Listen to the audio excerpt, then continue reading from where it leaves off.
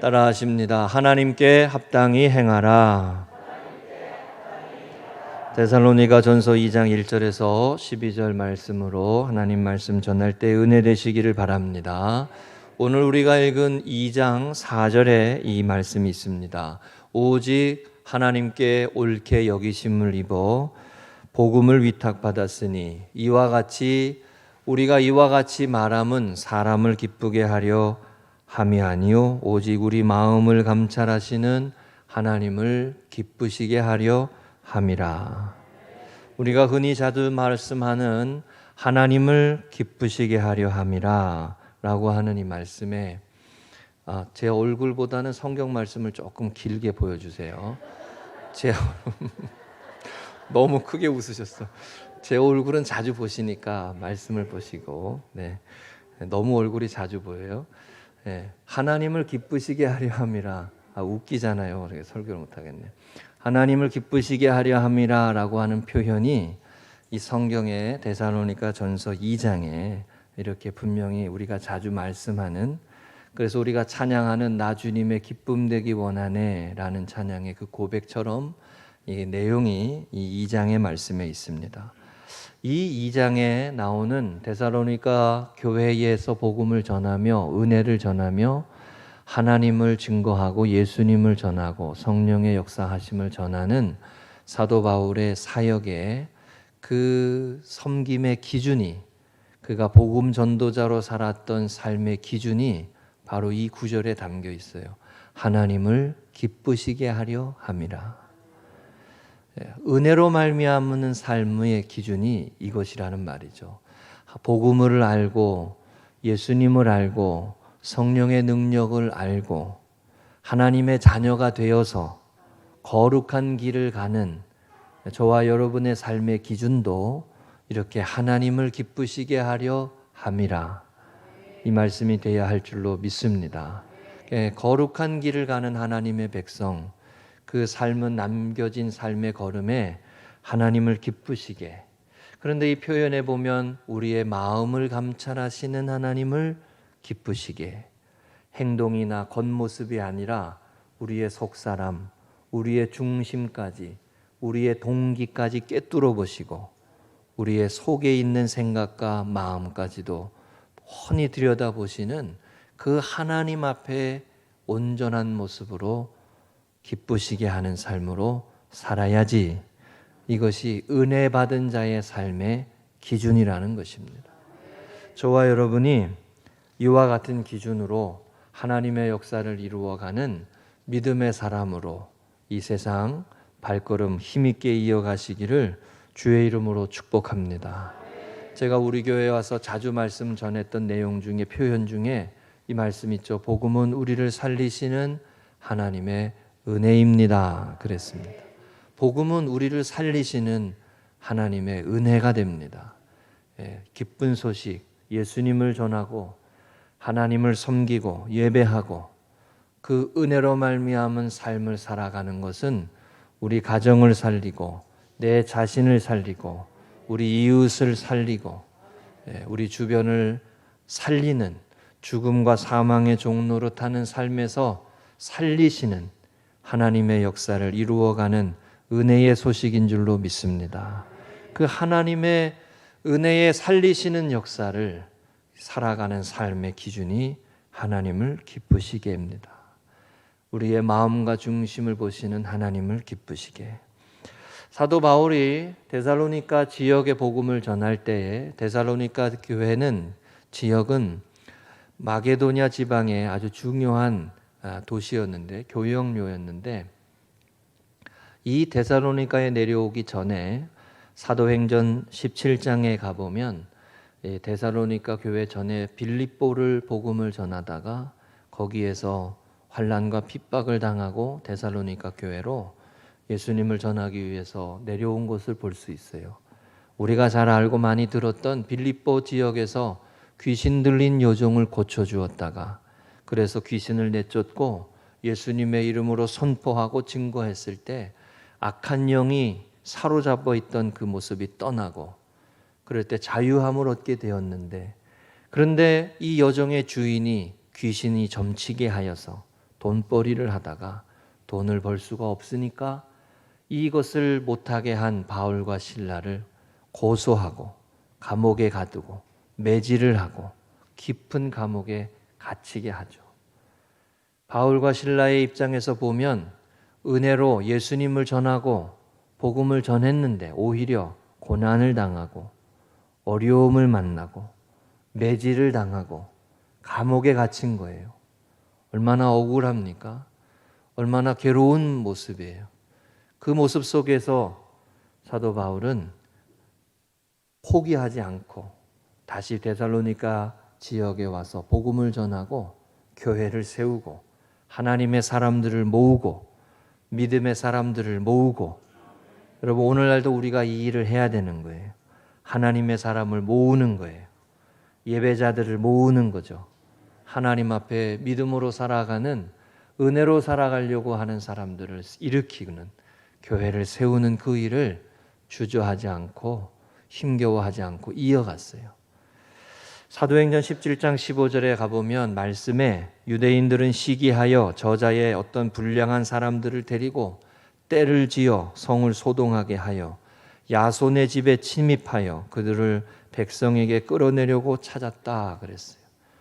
유대인들이 얼마나 예수님을 전하는, 복음을 전하는 사도 바울의 일행을 핍박했는지 쫓아다니면서 숨어 있는 것을 끄집어내 가지고 매질을 하고, 그렇게 해서 천하를 어지럽게 하는 사람들이 여기에도 이르렀도다 말하면서 고난을 겪었어요. 여러분, 우리가 하나님을 기쁘시게라고 하는 이 기준이, 이 기준으로 은혜로 살아가는 이 기준이 세상의 기준과 다르다는 것을 꼭 기억해야 해요. 하나님을 기쁘시게라고 하는 삶을 살아가기 위해서 바울은 생명을 살리는 복음을 전하고 예배자들을 세우고 은혜의 사람들을 모으고 그렇게 하나님의 교회를 세워갔는데, 세상의 사람들은 바울을 고난을 주고 환난을 주고 고통을 겪게 했어요.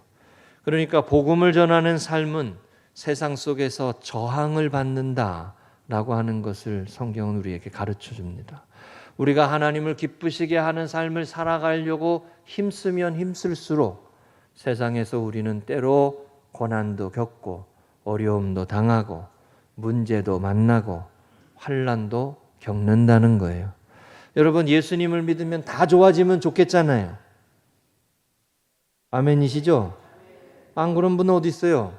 예수님 믿으면 다 좋아지고 예수님 믿으면 다 해결되고. 그러나 여러분, 성경의 말씀 보면 이 고난을 넘어가는 거예요. 환난을 넘어가는 거예요. 세상의 기준과 하나님의 기준이 다르기 때문에 그래요. 주 예수 그리스도의 복음을 전하면서 세상 속에서 저항을 받고 미움도 당하고 환난도 당하고, 이것이 현실이라고 성경은 분명히 가르쳐 줍니다.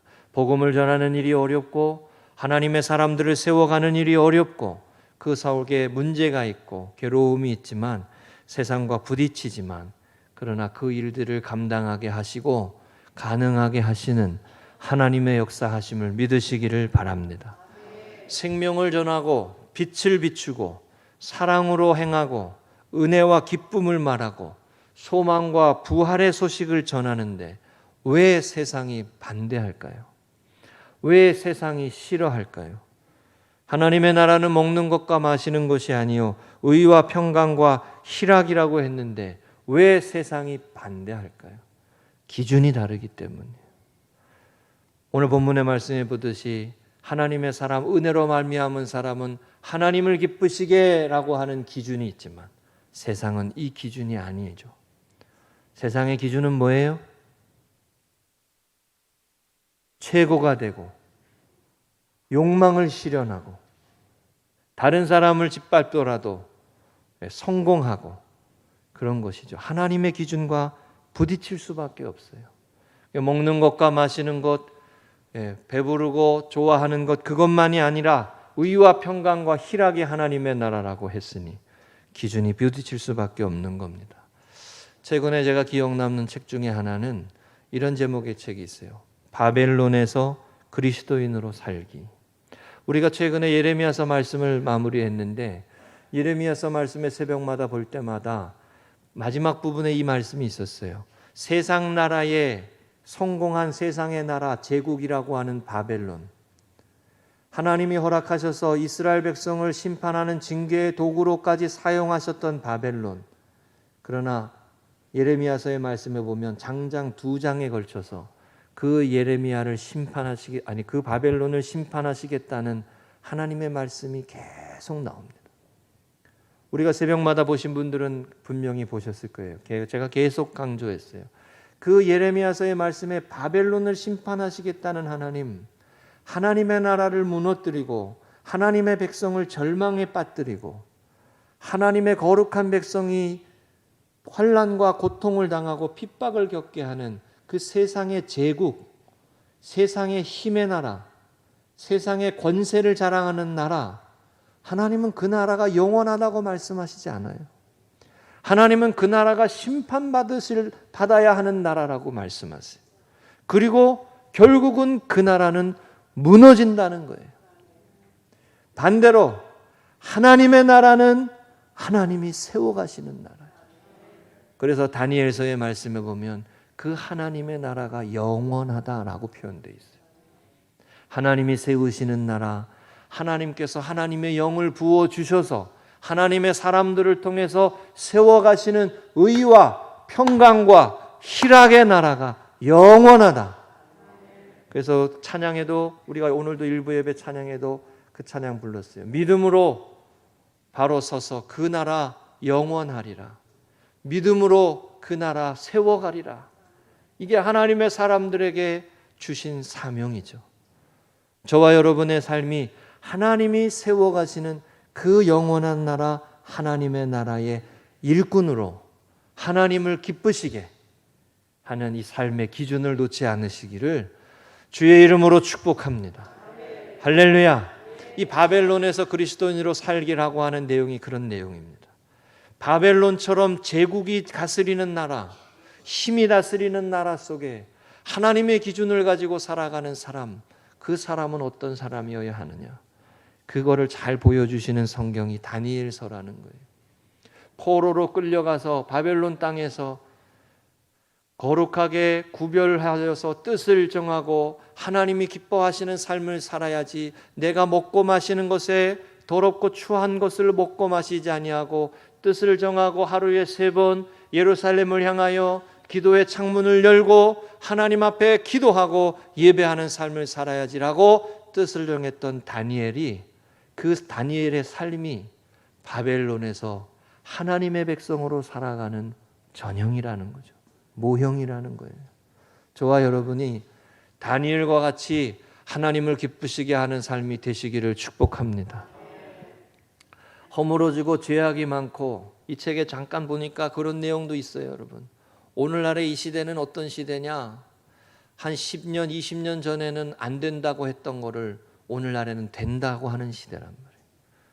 비근한 예를 보면 간통을 예를 들 수 있죠.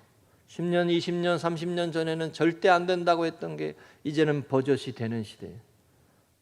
하나님의 말씀, 하나님의 법에는 절대 안 돼요. 경건한 후손을 얻을 수가 없어요. 거룩한 백성을 세울 수가 없어요. 할렐루야. 바벨론에서 그리스도인으로 살기라는 책의 저자가 미국의 유명한 목사님인데 이런 말을 했어요. 바벨론에서 다니엘의 모습에게는 3가지가 보인다는 거죠. 하나는 성경적인 겸손이 보이고, 성경적인 지혜가 보이고, 성경적인 소망이 보인다는 거예요.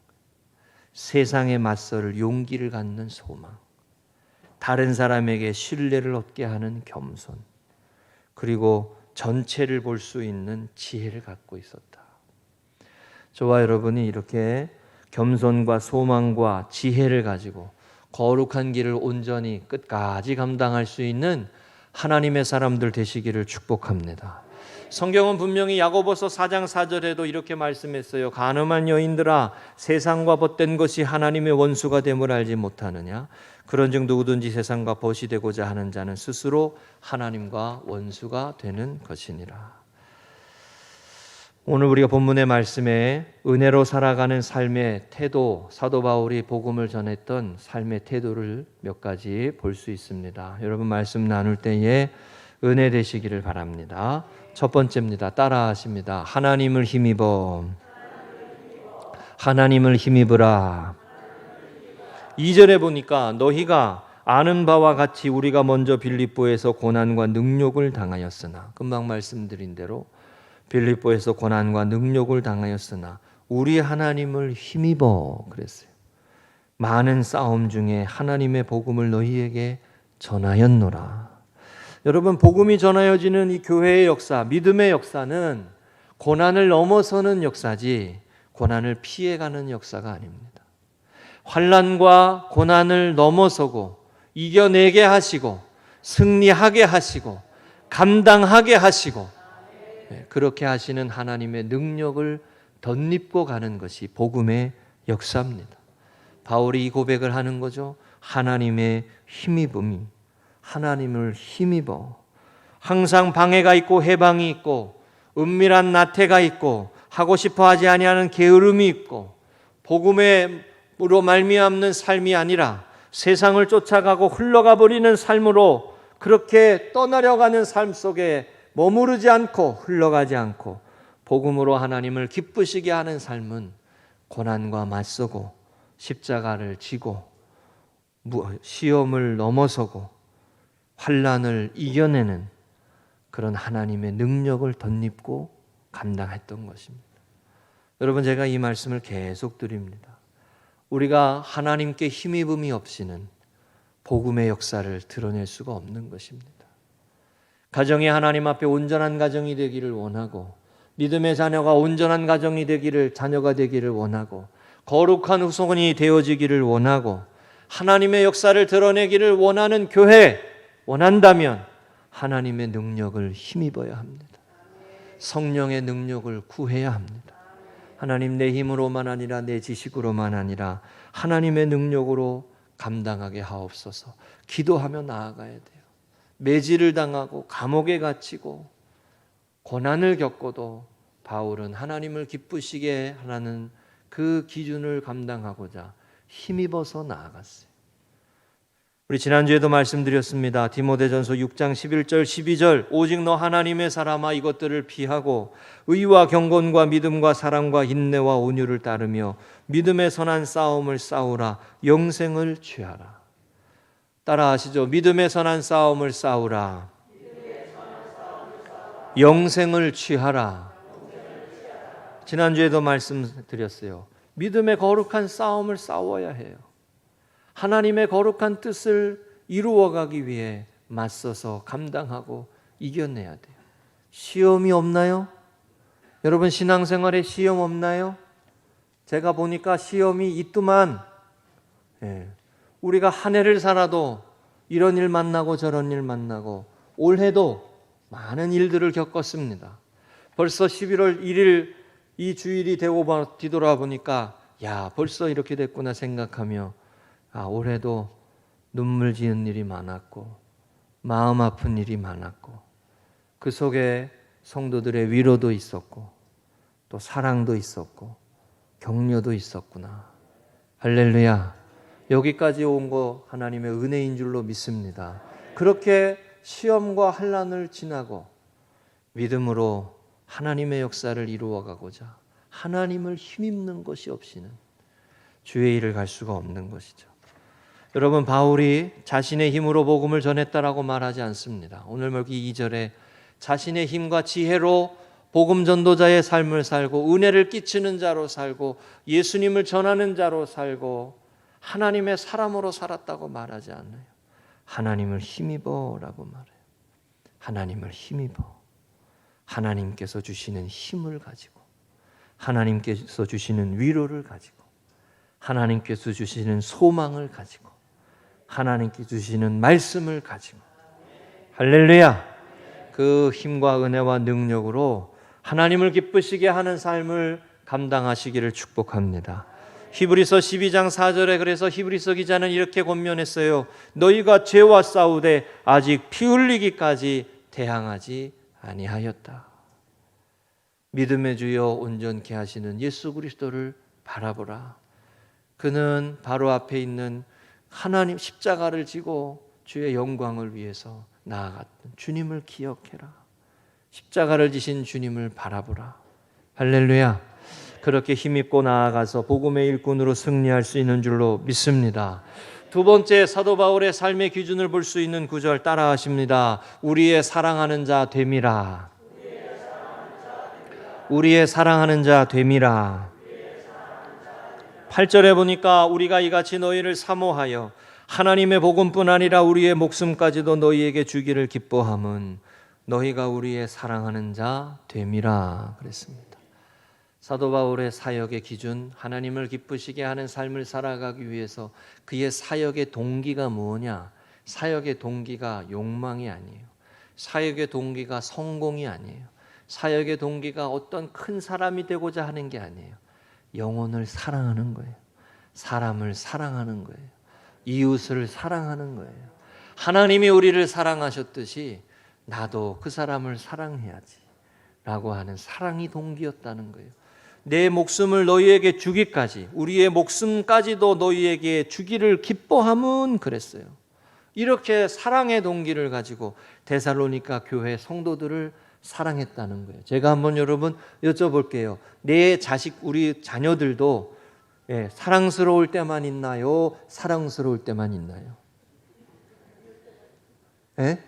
우리가 배 아파서 낳은 자녀들도 사랑스러울 때만 있나요? 사랑스러울 때만 있나요? 사랑스러울 때만 있죠? 안 그럽니다.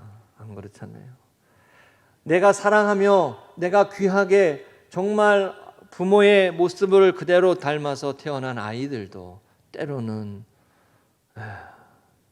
그렇다고 생각될 때도 있고 마음 아플 때도 있고 어떻게 보면 평생 부모에게 근심이 되기도 하고 기도가 되기도 하고. 그런데 여러분, 하물며 다른 사람을 사랑하는 일이 사역의 동기가 된다는 게 얼마나 놀라운 일이에요. 사랑하는 자가 됨이라. 그를 사랑함으로, 그를 사랑하기 때문에 이게 여러분 어디에서부터 시작되는 거예요? 하나님이 우리를 사랑하셨기 때문에, 내가 하나님 앞에 사랑받은 자가 되었기 때문에, 근거는 다 하나님이신 거예요. 하나님이 우리 가운데 빛을 비춰주셨기 때문에, 예수 그리스도 안에서 우리를 사랑하여 주셨기 때문에, 예수님 때문에, 주님 때문에, 제가 만약에 이 자리에 서 있는 것이 제 자신의 영화로움을 위한 것이라면 목회자의 동기가 잘못된 거죠. 예수님 때문에, 주님을 위하여 우리를 사랑하셔서 피 흘리셔서 죽기까지 헌신하고 드린 주님을 위하여, 이게 사역의 동기죠. 찬양을 할 때에도 가사는 빠르고 호흡은 더디고 소리는 안 나와도 찬양을 드리고 예배를 드리고 예수님 때문에 희생하고 헌신하고 섬기는 거죠. 은혜로 구원받은 자임을 깨달은 사람은 사랑이 동기가 될 수밖에 없어요. 내가 은혜 받은 자임을 깨달은 사람은 내가 다른 사람을 위해 은혜를 흘려보내고 사랑을 흘려보내고 섬김을 흘려보내야 한다는 부담이 생길 수밖에 없어요. 그리고 무슨 일을 보았을 때 내가 그 사람을 섬겨야 되겠다, 사랑해야 되겠다, 내 자신의 것을 나누어야 되겠다. 여러분, 재물의 많고 적음의 문제가 아니라 은혜의 마음의 문제인 거예요. 사랑의 마음의 문제인 거예요. 그 은혜가 우리 가운데 가득하면 하나님을 기쁘시게 하는 사람으로, 섬기는 사람으로 나아갈 수 있는 것이죠. 여러분, 이번 주에도 선교사님들을 생각했어요. 어느 영상을 보니까 선교사님들이 오지에서 눈물 지으며 한국에서 보내온 영상을 보고, 한국에서 방송하는 그 영상 보고, 우리가 CTS나 CBS나 이런 거 보듯이 그 영상을 보고 힘을 얻고, 그러면서 또 복음을 전하고 그 부족을 섬기고, 정말 이름 없이 빛도 없이 그런 선교사들의 모습을 보면서 제가 또 도전이 돼요. 그래도 나는 금성교회 담임 목사잖아. 이게 얼마나 은혜요. 설교 말씀도 나누고 예배도 함께 드리고, 부족하지만 그 여러분, 은혜라고 하는 걸 깨닫고 열심히 우리는 사랑하며 살아야 되는 거예요. 그 사랑이 동기가 되어야 되는 거예요. 여러분, 하나님을 기쁘시게 하는 삶이 사랑이 동기가 되어야 함을 믿으시기 바랍니다. 책이 있어요. 빌 하이벨스 목사님이라고 미국의 유명한, 제가 몇 번 말씀 전했죠. 사랑하면 전도합니다 라는 책이 있어요. 사랑하니까 전도한다는 거예요. 교회의 세를 불리기 위해서 전도하는 게 아니에요. 교회가 크게 되고자 전도하는 게 아니에요. 그 영혼을 사랑하기 때문에 전도하는 거예요. 아멘이세요? 내 자녀를 사랑하기 때문에 예수님을 말해주는 거예요. 내 자녀가, 내 이웃이 귀하기 때문에 예수님을 전하는 거예요. 사망의 종로로 타지 말고 우리의 죄를 사하여 주시고 우리를 구속하여 주셔서 종의 삶에서 하나님의 자녀의 삶으로 사망의 종로로 타고 심판받는 자녀가 아니라 구원받는 자녀로 살아가게 하시는 것. 그게 은혜의 삶임을 깨닫고 사랑하는 사람들에게 복음을 전하는 거예요. 할렐루야. 사랑이 동기가 되시기를 주의 이름으로 간절히 축복합니다. 사도 바울의 서신을 열어서 우리가 읽을 때마다 도전이 됩니다. 바울의 사역과 삶을 바라보며 도전이 돼요. 바울의 삶과 저의 삶이 참 거리가 있다는 걸 제가 또 느낍니다. 온 마음을 다해 모든 것을 집중해 자기가 가지고 있는 모든 것을 다 역량을 동원해서 한 사람을 구원하기 위해서, 한 영혼을 회복하기 위해서 그에게 복음을 전하고 사랑을 전하고 은혜를 전합니다. 여러분, 한 사람이라도 그 사람을 진실로 사랑할 수 있으면 하나님의 자녀의 복음을 전하는 삶을 살아가게 되는 것인 줄로 믿습니다. 여러분 가정 가운데 붙여주신 한 영혼 한 영혼 자녀들 있잖아요. 다른 사람들보다 그 사람들을 먼저 사랑해야 되잖아요. 우리에게 붙여주신 믿음의 성도들 있잖아요. 다른 사람들보다 먼저 하나님의 사람들에게 더 사랑할지니라. 그게 성경 말씀이잖아요. 우리에게 붙여준 사람 사랑하지 못하면서 다른 누구를 사랑하며 전도하겠다. 어불성설이잖아요. 여러분과 저의 삶에 붙여주신 귀한 영혼들을 사랑하며 열심히 섬겨서 하나님 앞에 은혜의 삶으로 이끌어낼 수 있는 믿음의 사람들 될 수 있기를 주의 이름으로 축복합니다. 사랑이 동기요. 사랑이 동기. 사랑하는 바 됨이라. 사랑하는 바 됨이라. 할렐루야. 세 번째입니다. 따라하십니다. 하나님께 합당히 행하게 하려 함이라. 바울의 기준으로 똑같은 말씀이 되겠습니다만 하나님을 기쁘시게 하나님께 합당히 행하게라고 했어요. 사람에게 합당하게 행하는 것이 아니고 하나님 앞에서 합당하게. 우리가 흔히 자주 말하는 코람데오죠. 하나님 앞에서 산다는 거예요. 제가 언젠가 전에 교회에 한번 제가 말씀드린 적이 있어요. 새벽에 주차 관리를 하는데 어떤 분이 오셔가지고 주차를 좀 하시겠다고 그러셔서 하시라고. 그래서 1시간 있다가 하시겠다고 그래서 하시라고 하니까 그때 관리하셨던 어떤 분이 오셔가지고 누가 여기다가 주차하라 그랬냐고.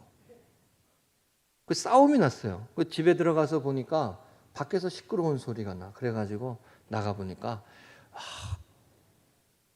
주차를 했다고 막 핀잔을 주는 거예요. 그래가 제가 아니라고 제가 잠깐 되시라고 했다고 가시라고. 그러니까 또 이분이 또 마음이 상해가지고 막 그래요. 그래가지고 괜찮다고 미안하다고. 그리고 제가 그런 말을 한번 했어요. 그분 앞에서. 우리는 하나님 앞에서 살아가는 사람들이니까 하나님 앞에서 부끄럽지 않게 우리가 하려고 최선을 다하겠다고. 그러니까 걱정하지 마시고 교회 너무 뭐라 그러지 마시고 다녀오시라고. 그랬더니 눈이 좀 동그래지더라고. 제가 여러분 주차 관리하면서 별꼬리 반쪽 그런 거 많이 봤어요. 한 번은 하얀 외제차를 끌고 와가지고 가운데 딱 두고 제주도로 가버렸어. 주일날 주차를 해야 되는데 정 가운데 딱 주차돼 있어가지고 다른 차가 주차를 못해. 이런 그러다가 일주일 제주도 갔다 와가지고 차 빼주더라고요. 언제 빼가지도 모르게 새벽에 가져가더라고. 교인들이 막 와가지고 뭐라 그랬냐면 목사님 교회 차가 봉고차가 세야 되니까 이 차 앞에다 뒤에다 옆에다가 박아놓고 차 못 빼가게 그렇게 하고 이 사람 어떻게 하자고. 그러니까 막 그렇게 얘기했어요. 주차관리 팀에서 와가지고 그래 하지 말고 괜찮다고 그러게 그냥 언제 가져가든 가져가게 하라고. 예. 교회가 세상 속에서 거룩한 길을 가는 게 쉽지 않아요, 여러분. 예. 사랑으로 섬겨도 모르는 사람 태반이요. 뭐 그래도 섬겨야지. 그래도 은혜로 섬기고. 제가 새벽에도 말했지만 이번 주에도 전도지 돌리니까 사탕만 돌락 쏙 빼먹고, 예. 전도 물품을 이렇게 그래도 전도하고 은혜를 전하고. 하나님의 사람들은 하나님 앞에서 행하는 사람이에요. 하나님을 기쁘시게 12절에 하나님께 합당히 행하게 하려 함이라. 12절의 말씀에 보면 이런 구절이 있어요. 마지막에 우리를 부르사 자기 나라 하나님 나라와 하나님의 영광에 이르게 하시는 하나님 앞에 합당하게. 그러니까 이 합당하게, 하나님 앞에 합당하게 행하라고 하는 이 표현의 말씀에 이 은혜의 고백이 먼저 나오죠. 우리를 하나님의 나라와 하나님의 영광에 이르게 하신 하나님 앞에 합당하게 살자. 우리를 구원해 주신 하나님 앞에 합당하게 살자. 우리에게 은혜를 알게 하시고 사랑을 알게 하시고 용서를 알게 하시고 희생을 알게 하시는 그 하나님 앞에 합당하게 살려고 힘쓰자. 그게 바울 사도의 사역의 기준이었어요. 여러분과 저의 삶에 이와 같은 하나님 앞에 합당하게 행하는 믿음의 결심과 믿음의 선택이 있으시기를 축복합니다. 몇 가지만 더 찾아보면 하나님 앞에 합당하게 하는 모습에 바울이 데살로니가 교회를 섬기면서 어떤 모습을 보였냐? 3절에 보면 이런 말씀이 있어요. 간사함이나 부정으로 한 것이 아니고 속임수로 한 것도 아니다. 간사함, 부정, 속임수로 안 했다. 진실하게 했다는 거예요. 진실하고 정직하게 했다는 거예요. 순결함으로 속이지 않았다는 거죠. 여러분, 성령의 역사는 거짓과 함께 갈 수가 없습니다. 사람이 누군가를 감동시킨다라고 할 때 그것은 진실함이 전해지는 것이지 돈의 가치가 아니고 물량의 가치가 아니에요. 예수님은 두 렙돈, 과부의 두 렙돈, 그것도 그가 드린 전부고 하나님 앞에 진실한 마음이었기 때문에 그 여인의 헌신이 귀하다 했습니다. 할렐루야. 마찬가지로 300데나리온이나 되는 향유 옥합을 기름 부어 예수님의 발에 붓는 그 엄청난 가치도, 그 가치도 귀하다고 그러셨어요. 그 여인의 중심을 보시고 말씀하셨어요. 그렇죠? 중심이 중요한 거죠. 진실함이 중요한 거예요. 목회도 진실하게 해야 돼요. 여러분, 사역도 진실하게 해야 돼요. 이 말하고 저 말하고 앞에서 말하고 뒤에서 말 다르고 그런 분들 있더만. 난 교회에 그런 분들 없는 줄 알았어. 그런 분들이 있더만. 진실하게 행하는 데에 성령이 역사하시는 줄로 믿으시기 바랍니다. 여러분, 작아도 괜찮아요. 좀 모자라도 괜찮아요. 진실하면 하나님의 나라가 되는 거예요. 아멘이시죠? 좀 부족하고 불편해도 괜찮아요. 마음과 마음이 전해지면 되는 거예요. 아, 저 권사님 나 사랑하시는구나. 아, 저 목사님 나 귀하게 여기시는구나. 아, 저 권사님 나 우리를 귀하게 보시는구나. 간사함이나 부정으로 속임수로 안 했단 말이죠. 이게 하나님 앞에 합당하게 행하는 모습이에요. 또 있어요. 5절에 보면 이렇게 말씀했어요. 아첨하는 말이나 탐심의 탈을 쓰지 아니했다. 이게 바울이 데살로니가 교회 성도들을 이렇게 섬겼다는 말이에요. 탐심하는 말, 탈을 쓰지 않았다. 아첨하는 말을 하지 않았다. 듣기 좋아하는 말하고 탐심의 탈이라고 하는 건 무언가를 얻기려고 가면을 썼다는 거 아니에요. 속였다는 거죠. 그렇게 하지 않았다. 이것도 진실하게 했다는 거예요. 속임수로 하지 않았다는 거죠. 듣기 좋은 말만 하지 않았다는 거예요. 여러분, 듣기 좋은 말만 좋아하시면 안 돼요. 예, 때로는 불편한 말도 들어야 돼요. 예, 그 말이 우리를 살리는 말이고 세우는 말이면 그 말도 받을 줄 알아야 돼요. 할렐루야. 마지막으로 11절에 또 이렇게 말씀했어요. 아버지가 자녀에게 하듯 권면하고 위로하고 경계하노니. 이게 바울의 표현 중에 이 표현이 많아요.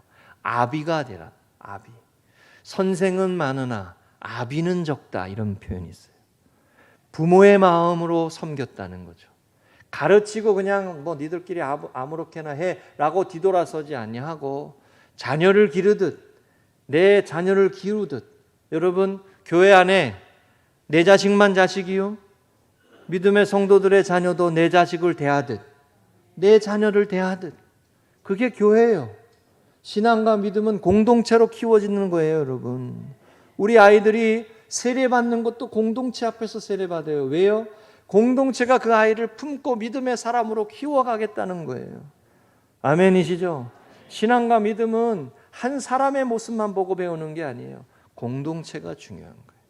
그래서 우리 그런 말 많이 하죠. 한 마을이 아이를 키운다. 세상에서 그런 말 합니다. 마을이 키우는 거예요. 우리 모두가 부모가 되고 아비의 마음으로 자녀를 대하고 자녀를 품고 아버지가 아이에게 하듯 또 7절에도 이런 말씀이 있어요. 유모가 자기 자녀를 기름과 같이라고 하는 거예요.